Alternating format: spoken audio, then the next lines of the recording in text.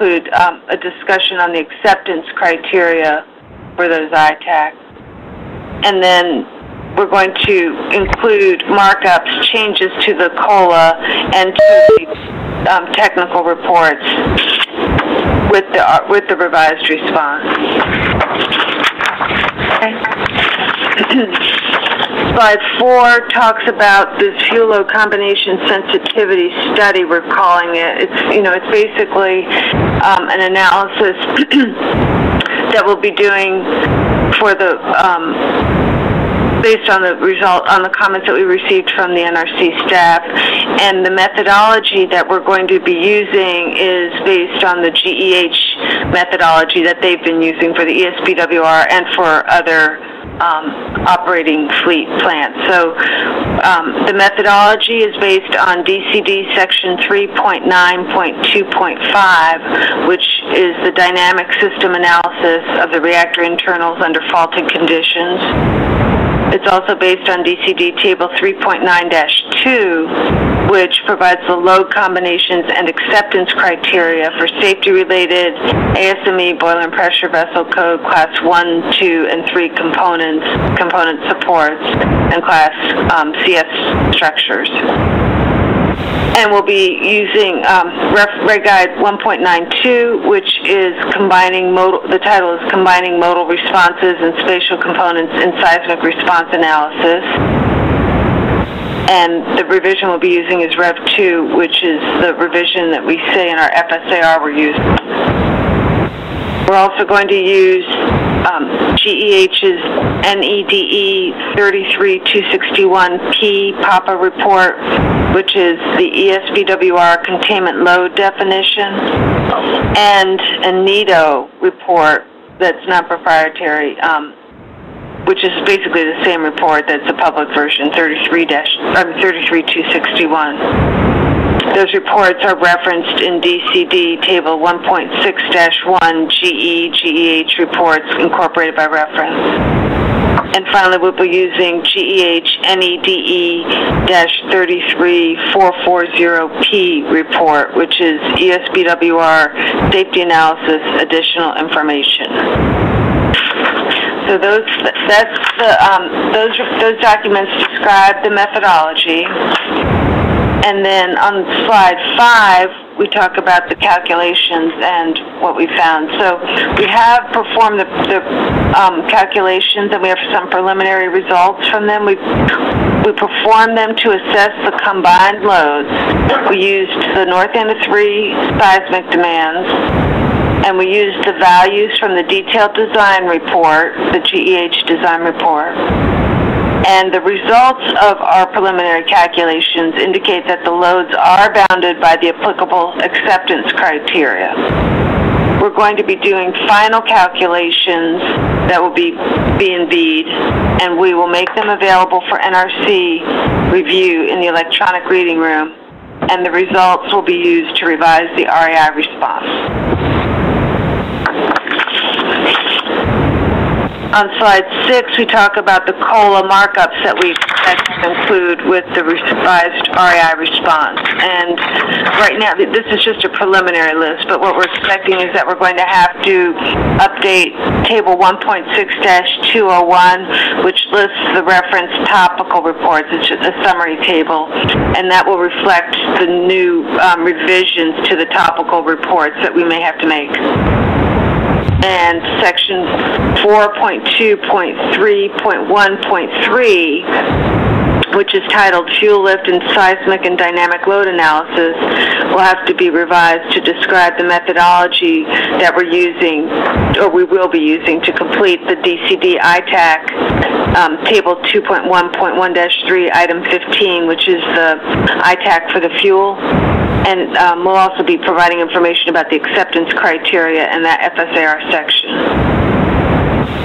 Section 4.4.2, which is titled Seismic in the FSAR and DCD, is going to be revised to update any information that is impacted by a revision to the control rods or blades topical report, and to describe the methodology that we're going to be using to complete the COL ITAC in Table 2.4-19-1, Item 1, and to specify the acceptance criteria, and that's the control blades ITAC. Section 4.2.7 references will have to be revised to reflect the topical report revisions.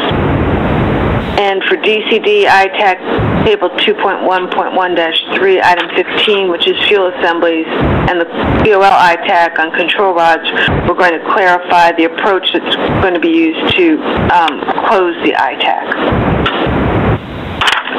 And then on slide 7, this continues about the COLA changes. We're going to also have to revise the at least review the departures report to see, which is part 7 of the COLA, to determine if any changes are needed to the North Anna DEP 3.7-1 departure, which covers the exceedances that we have from the Certified Seismic Design Response Spectra.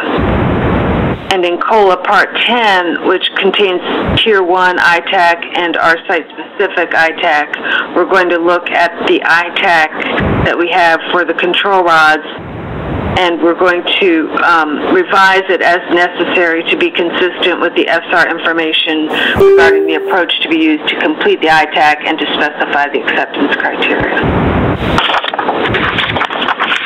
On slide 8, this is talking about the licensing technical reports, topical reports that we have.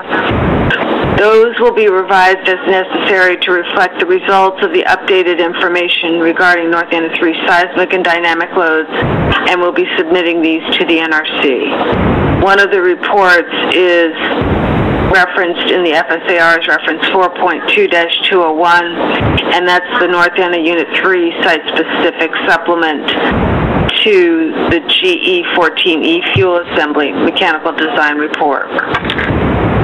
And then the second report that we'll probably have to revise is reference 4.2-202 in the FSAR, and that is the North Anna 3 control rod seismic analysis.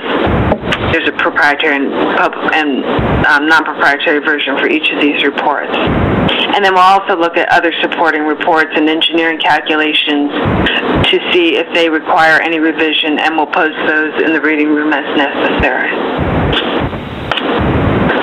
So that takes us through what we think we're going to need to do to provide you with the information that your staff needs. Becky and Ronaldo, do you all have any questions about that? I guess I'll ask that. Nothing jumps out to me in the broad overview portion that you guys, I guess, Chris, Matt, Jim, do you see anything that's... You covered it. Okay. Can I ask the questions about what they meant by topical report? Gina, this is Tom Tai. When you refer to the revised topical report, you meant supplement to that topical report that is specific to North Anna, is that correct? Yes. So you're not revising topical itself? No, it's a supplement. I just want to make But we did have a separate, issues whether or not we write an SE off of that those separately too. I was going to talk to you about that later. Yeah. Yeah, I know. We have that issue documentation-wise, right. I think, to figure out, but... That's our document. That's our problem. That's right. That's our issue, so... But as far as my understanding of what they meant by revised topical report, they're not revising NEDI. They are adding... There are supplements that are added for North Anna to each of the field. And we deal with the evaluation documentation part. Okay. Yeah. Thanks. This is Jim Youngler. I got one question, not related to the slides, but when you were talking to Manus, you mentioned the supplement to SER DMN 019, which is the one that we're using for the fuel displacements. Is this supplement going to change anything related to the fuel that we would need to look at? No, it's just providing a different, presenting the same information on a different curve for them. Oh, okay, that's what it sounded like, but I just wanted to make sure. Thanks. Chris, I know you're on the line. Did you have any questions before we go into more detail? Closed?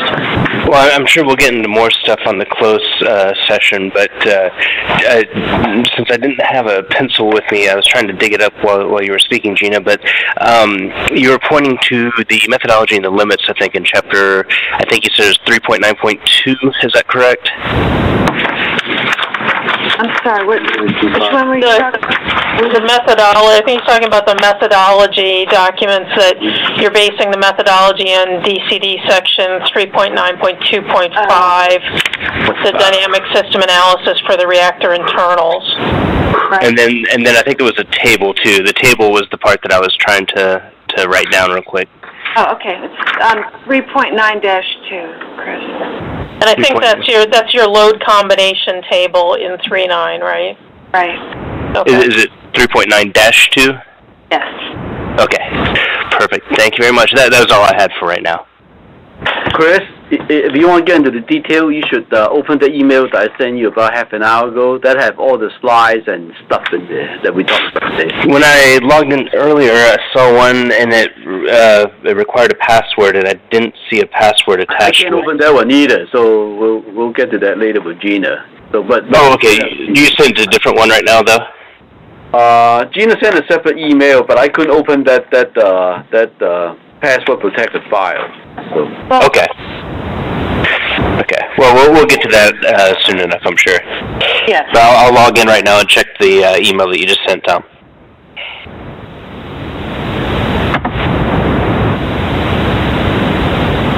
This is Mike. Gina, I know you and I had some discussion, I think yesterday or the day before, regarding the schedule for this. That I believe that we have, Tom, just so you know, and everyone else, that we have a public meeting next week and the following week. And based on the discussions today, Gina, correct me if I'm wrong, but you would anticipate that by next Wednesday we should have a new submission of a draft response that contains all this information and any markups for you to walk the staff through next Wednesday. And you were hoping for staff to give feedback within a week on April 27th. So I just wanted to raise this issue to staff and Dominion if we want to talk about schedule. Yeah, I guess I have one question. Someone needs to mute their phone. We got a bad echo. I'm hearing myself talk back to me. Sorry. The one question on the schedule is, you talked about the supporting calculations being available in the reading room for audit. Would those be available, though, on that same schedule, or is that later? I'm assuming that would be later, but... We haven't worked that out yet, Becky. Okay.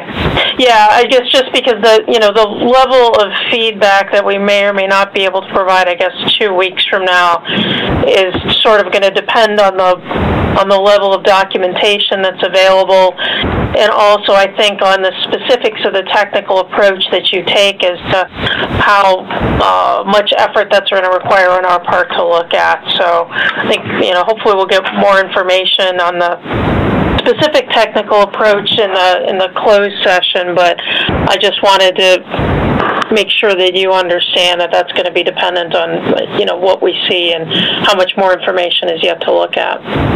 Right.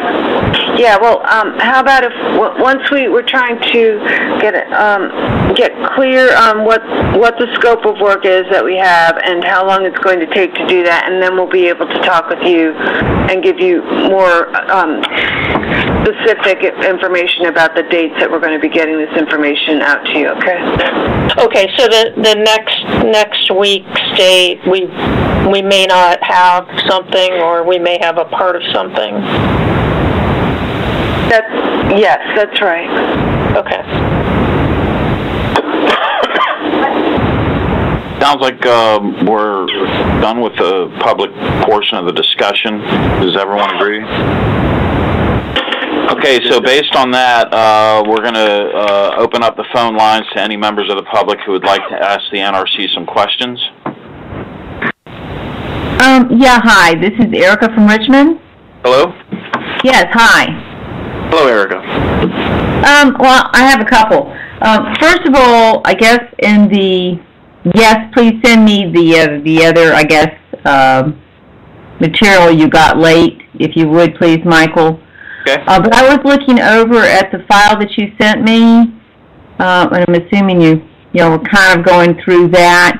But on number 10, it says a missing FSAR markup, and it says large exceedances are observed in the torsal load demands on the FWS structure.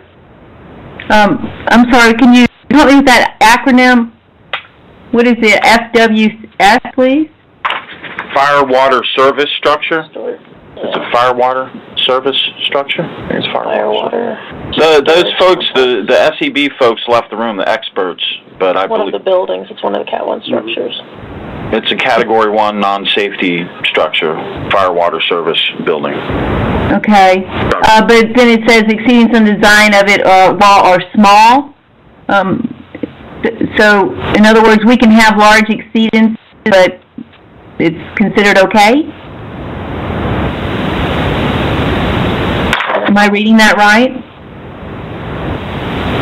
Unfortunately, I don't have the technical staff here to answer that question. Okay. I can take a follow-up and see if I can get back to you on that. Overseas observed when torsional load demands on the front, but I mean, it's probably just a clarifying statement that the staff wanted, that they've observed these, but they're going to do the safety evaluation that would determine that if there's any torsional load issues, the exceedances, that they're not going to impact the safety of the design. Right. Well, I guess I'm asking that too in particular because, and I'm not sure who was speaking earlier, I missed it, that said that there was exceedances in the control building, but for whatever reason, they said that the reactor building and the fuel building, they were going by the DCD. So I don't know how we can go by just the DCD anyway, because doesn't everything have to be site-specific when it comes to seismic in particular? Yes. Go ahead. Yeah, this is Becky Karras. Just answering in general. That's the technical guys who work on that left the room. But in general, they look at the exceedances above what the DCD analyzed, and the exceedances are reflective of the site-specific seismic hazard. And then, depending on how much those exceedances are, then they look, Dominion looks, and then we also review to make sure that there's still sufficient margin in the design to accommodate that you still wouldn't have any safety impacts from those exceedances. Okay, well, I mean, in just regular English grammar, when you say exceedances, that's saying basically that it's exceeding, that it's passing something. So, I mean, is there a percentage that y'all go by, or what makes y'all think that any percentage above what the company's even said in the DCD is acceptable? So they'll look at what the design can actually tolerate. The exceedance is just the amount it is higher than what the standard design had assumed, but then they will look at and evaluate whether the amount that it exceeds by is acceptable in comparison to what the design is actually capable of tolerating. So, well, I guess that looks good on paper, but being this thing's never been built anywhere before, so there's not really any true evidence or empirical data to go on. So I don't like the idea of hearing any exceedances and that somehow some amount of them are okay. And I think a prime example of this would be during our 2011 earthquake. Even though both reactors 1 and 2 seemed to have fared well, their design basis was exceeded. But what they did note, and I don't have some of that information in front of me right now, but different parts of the building had different effects. And then from one of the old documents, it was stated that that the east-west plane being the initial predominant seismic motion, but the basic strong motion of the earthquake was primarily in the north-south direction. I mean, are y'all taking into account where exactly the structure is going to be placed up there at North Anna? This is Ronaldo Jenkins. The staff's evaluation obviously includes the exact longitude, latitude of the. We know exactly where the buildings are with respect to the other structures that are existing right now on the North Anna site. That's part of their application.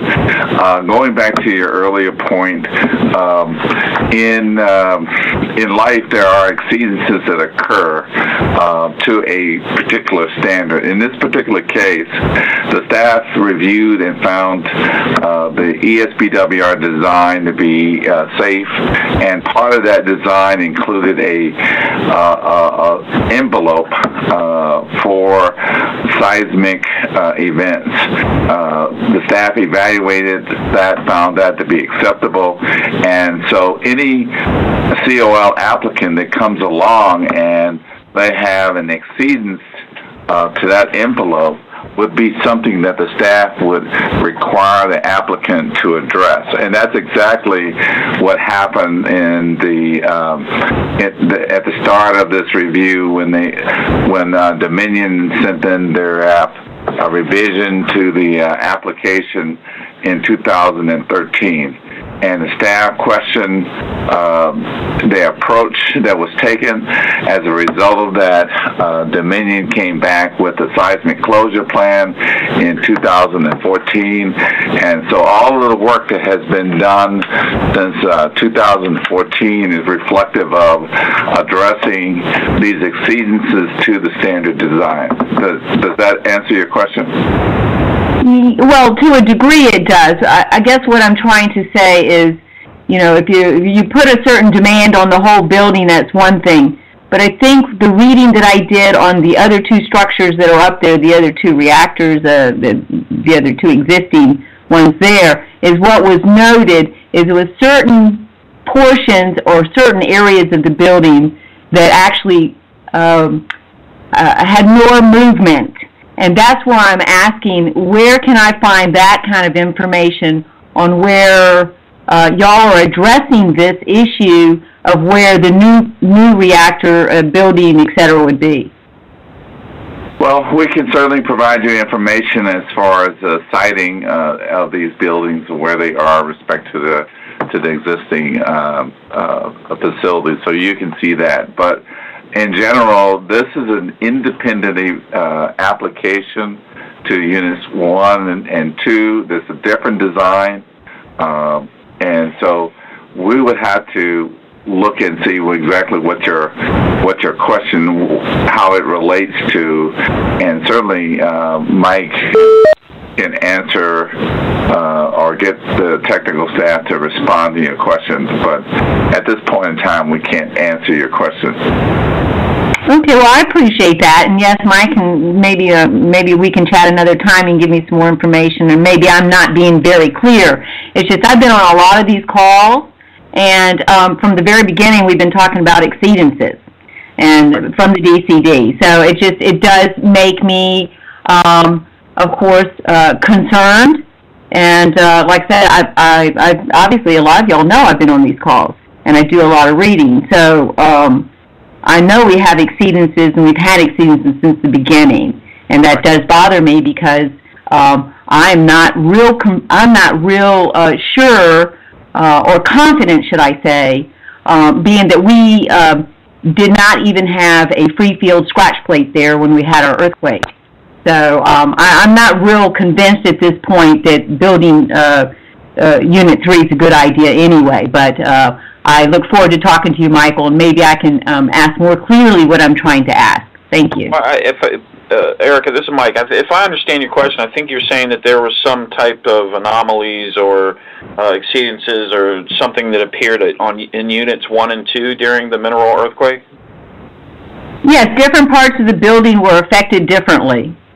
Yeah, and that's really a question for the operator and reactors group over in NRR.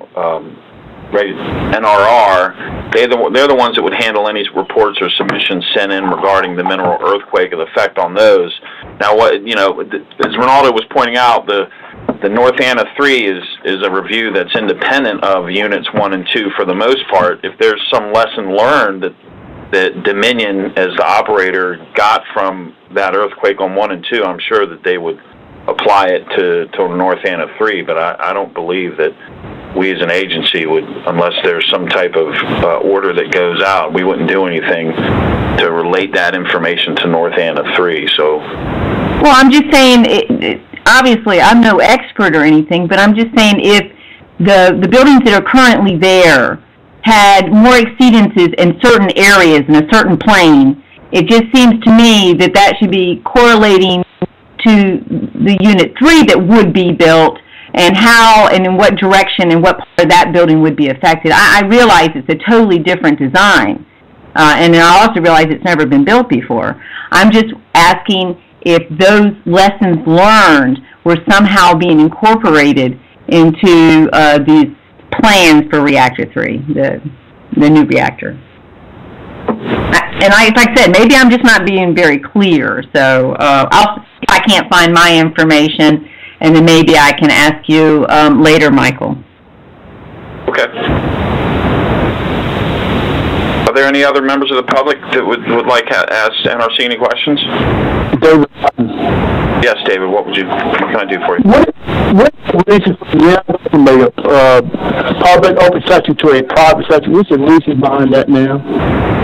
Yeah, Mr. Martin, I know you had asked that question before, and I had sent you an email that the policy that we've been operating under with the NRC since 2002, handed down by our commission, is that there will be some times that applicants need to share with the NRC confidential information, things that are trade secret or proprietary or financially sensitive to the applicant. When any of that type of information is shared with the NRC or will be discussed, we have exemptions that allow us to go from a public session into a closed session, so that way we, as the NRC, don't break the law and divulge any of that type of information to the public that the applicant holds as confidential information. So, under federal case law is totally different than federal regs. I've talked to my lawyers here, and they have nothing to cite regarding federal case law. But as I said and told you in my email, we're required by law not to divulge this type of information. And if you have any more issues regarding how we handle that, I had suggested that you discuss that with our Office of Public Affairs. They would be the best route to handle any of the type of questions you would have past what I've given you. Have moved on this case, correct? I'm not sure what case you're talking about.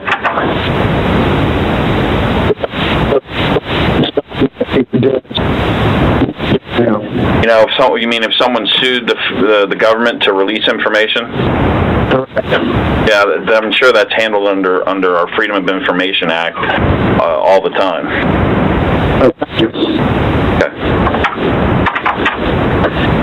Okay. Are there any other questions for the NRC staff? Okay, well, we thank everybody for participating. It looks like it's time for us to go into our closed session, so we will we will go ahead and adjourn this public portion of the meeting and re-adjourn on the closed line. Thank you.